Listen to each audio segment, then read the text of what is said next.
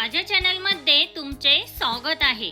सध्या साडीवरती contrast blouse घालण्याची खूप जास्त फॅशन आहे आणि साडीवरती कॉन्ट्रास्ट ब्लाउज घालण्याचा आपल्याला एक फायदा देखील आहे, म्हणजे एकच ब्लाउज आपण अनेक साड्यांवरतीही वापरू शकतो।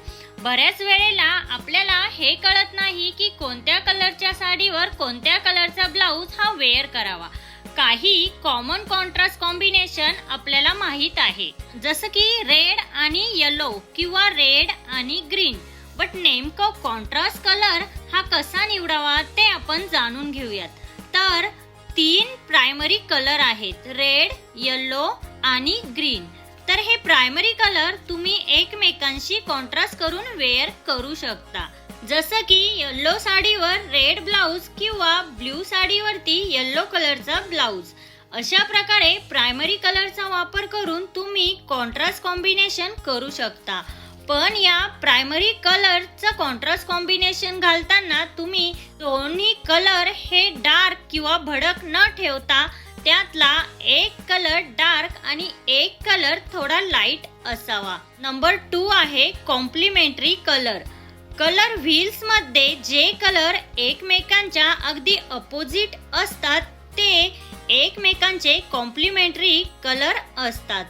तर तुम्ही बघू शकता, रेड कलरच्या अपोजिट साइडला ग्रीन कलर आहे आणि ब्ल्यू कलरच्या अपोजिट साइडला येलो कलर आहे।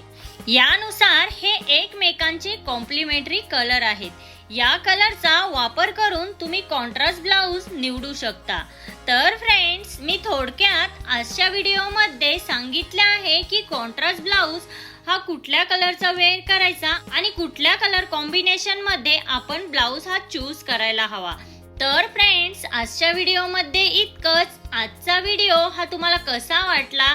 आजचा व्हिडिओ जर तुम्हाला हेल्पफुल वाटला असेल तर तुमच्या फॅमिली आणि फ्रेंड्स सोबत नक्की शेअर करा।